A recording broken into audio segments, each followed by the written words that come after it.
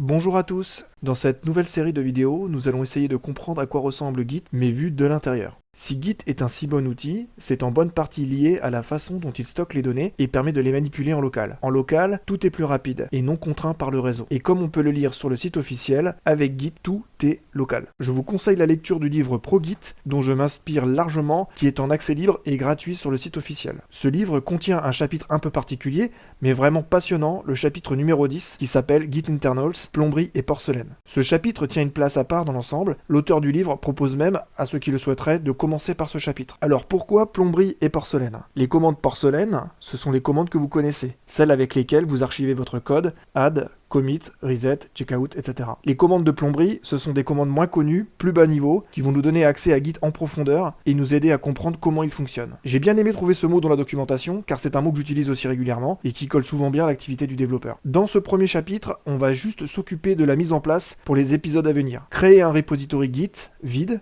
et en examiner le contenu. Ce que j'appelle un repository vide, c'est un repository dans lequel je n'ai encore rien commité. Mais alors, quel intérêt d'aller se pencher sur un repository qui ne contient encore rien? Eh bien, parce que même si c'est un peu contre-intuitif, un repository dans lequel on n'a rien commité, ça contient déjà pas mal de choses. Pour info, dans les chapitres à venir, on parlera de la façon dont Git stocke les objets, et notamment ceux de type blob, tree et commit. Dans la dernière vidéo, on réalisera un commit avec les commandes bas niveau de Git, en n'utilisant ni la commande add, ni la commande commit. Je vous mets le lien vers la playlist en haut, si vous souhaitez parcourir l'ensemble et accéder à un autre chapitre directement. Passons à la mise en place maintenant. J'ai préparé un répertoire vide que j'ai appelé Git Internals. J'ai Git 2.42 installé sur ma machine. À l'heure où je vous parle, la version 2.43 est sortie, mais ça ne change rien du tout pour nous. Dans mon répertoire Git Internals, je vais donc créer un repository Git. Pour ça, j'ai la commande git init. Je lui indique le nom du repository que je veux créer, à savoir demo repo. Je tape git init demo repo.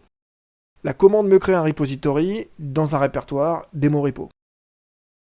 Ce répertoire contient un répertoire .git. Ce répertoire, c'est le cœur de Git, le répertoire où tout est stocké et configuré.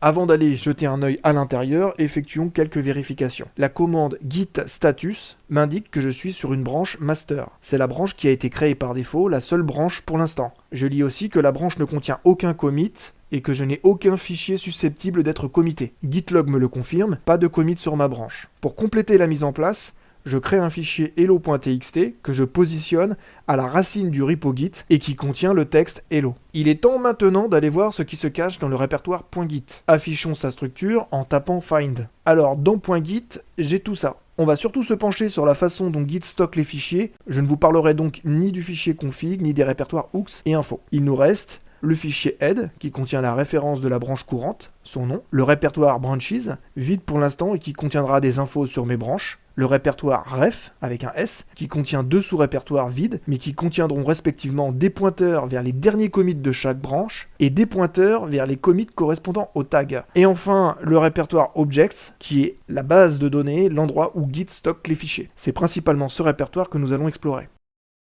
Si j'affiche le fichier head, je retrouve bien la référence de la branche master. À noter que cette référence correspond à un fichier qui n'existe pas encore, car je n'ai encore rien commité. J'affiche maintenant le contenu du répertoire objects.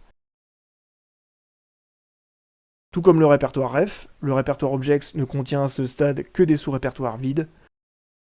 J'ai bien dans mon repository un fichier hello.txt, mais il n'est pas encore sous le contrôle de Git. Dans le prochain chapitre, nous aborderons la notion de blob, qui est le type d'objet correspondant au fichier dans un repository Git. Merci et à bientôt.